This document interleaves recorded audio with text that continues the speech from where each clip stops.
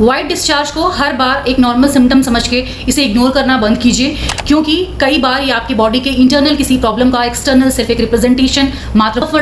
अगर आपको आपके वेजाइनल एरिया में एक्सेसिव इचिंग का एहसास हो रहा है, आपको एक्सेसिव डिस्कम्फर्ट बना हुआ है, वहाँ पे इरिटेशन सी बनी हुई है, आपको एक ऑफेंसिव स्मेल सी आ रही है वहाँ से, और आप सोच रहे हैं कि जो डिस्चार्ज है वो बिल्कुल नॉर्मल और अपने आप ठीक हो जाएगा, तो ऐसा नहीं है। ये वीडियो आपके लिए है। दोस्तों, हर बार जो वेजाइनल डिस्चार्ज हो रहा होता है वो हर बार प्रॉब्लम का कारण नहीं होता और हर बार उसको मेडिसिन की जरूरत भी नहीं होती। लेकिन अगर आपकी उस डिस्चार्ज में कलर चेंज है, कोई इचिंग है, कोई डिस्कम्फर्ट है, बहुत एक्सेसिव मात्रा में हो रही है, आपकी लाइफस्टाइल उससे प्रभावित हो रही है, इस कंडीशन को इग्नोर करने की जरूरत नहीं है, अपने डॉक्टर के पास जाने की जरूरत है। हो सकता है ये वेजाइनल इन्फेक्शन हो और इसकी वजह से सारे सिम्टम्स आपको आ रहे हैं। अब सवाल ये है कि ये वेजाइनल इन्फेक्शन आखिर होता क्यों है?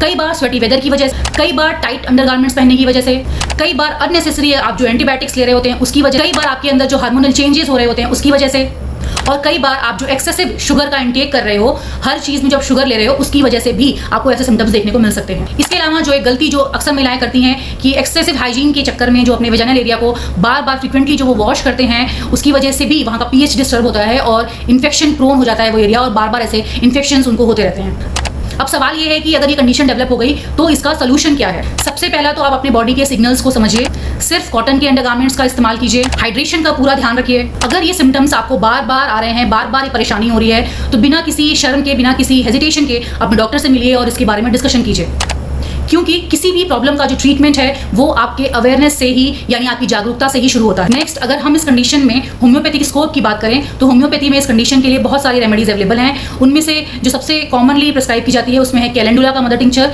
इसके अलावा अगर आपको बर्निंग और इचिंग बहुत एक्सेसिव मात्रा में हो रही है, इसकी इंटेंसिटी बहुत सीवियर है, तो इस कंडीशन में क्रियोजोट भी बहुत अच्छा वर्क करती है दोस्तों।